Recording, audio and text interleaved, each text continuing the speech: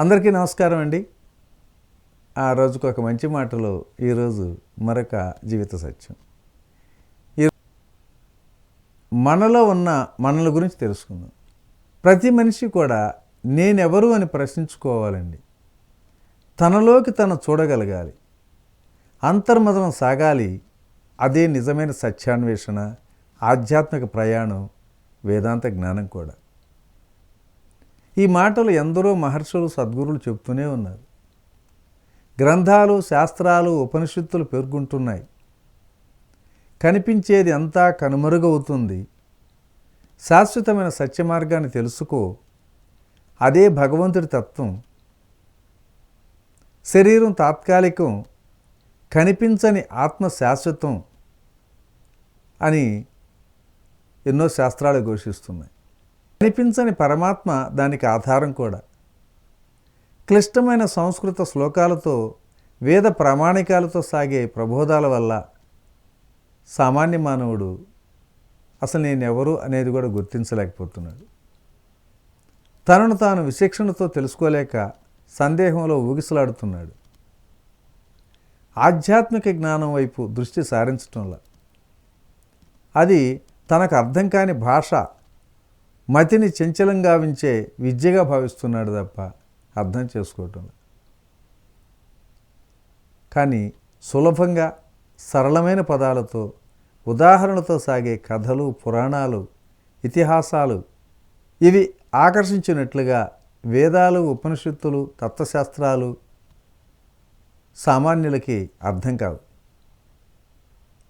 దేవుని మీరు చూశారా అని వివేకానందుడు రామకృష్ణుని ప్రశ్నించినప్పుడు, అవును చూశాను, నీవు నన్ను ఎలా చూశావో అలాగే నేను దేవుని చూశాను అని సమాధానం ఇచ్చాడు. అక్కడ ఆయన దేవుడి గురించో, వారి తత్వాల గురించో, వేద ప్రమాణాలను పల్లెవేయలా, నిర్వచనాలు కూడా చెప్పలా, ప్రవచనాలు లేవు. సూటిగా తాను దేవుని దర్శించాను అని చెప్పాడు. ఆ సందేశమే అన్ని ఉపనిషత్తుల సారం కూడా. కనిపించేదంతా దైవ స్వరూపమే, దైవం కానిది సృష్టిలో మరొకటి లేనేలేదు అని సరళమైన, సులభమైన గురుపోద ఆ నరేంద్రుని వివేకానందుడిగా తీర్చిదిద్దింది కూడా. కావున మిత్రులారా, నేనెవరు అని ప్రశ్నించుకొని మనలోకి మనం చూస్తూ ఇందులో ఉన్న అంతరార్థం ఇదే అని సత్యాన్ని తెలుసుకోవాలి.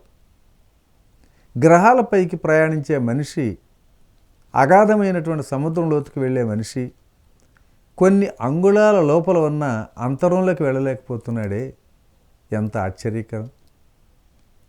తాను, తన సంపద, అధికారం, పరివారం శాశ్వతమని మనిషి భావిస్తూ ఉంటాడు. అవే అకృత్యాలకు, స్వార్థానికి, సంకుచిత మనస్తత్వానికి కారణాలు కూడా. స్వార్థం తగ్గిస్తే మనకు ఎంతో శ్రేయస్సు, కోరికను అదుపు చేసే శాంతి, మోహక్షయం, ఇవే మోక్షం. నేనెవరు అని ప్రశ్నించుకొని కనీస జ్ఞానం ఇవ్వగలిగితే చాలు. మనిషి తనలోనే మనస్సు అనే క్షీరసాగరాన్ని మదించి అమృతతత్వాన్ని పొందుతాడు.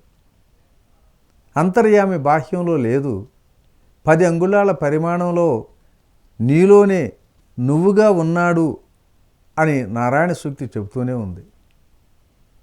ప్రతి ప్రాణి నారాయణ స్వరూపమేనండి.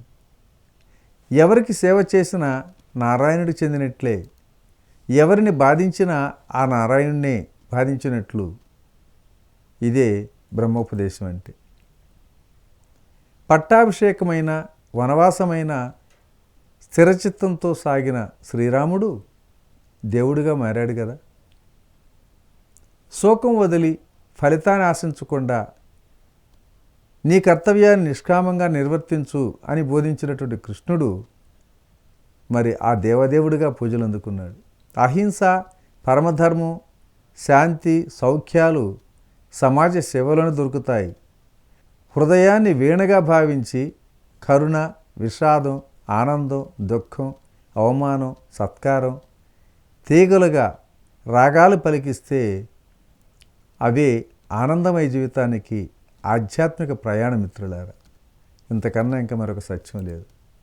అది మన గురుదేవులు మనకి పదే పదే జ్ఞానోపదేశాలు చేస్తూ మనకెంతో చైతన్యవంతులు కూడా చేయటం జరిగింది.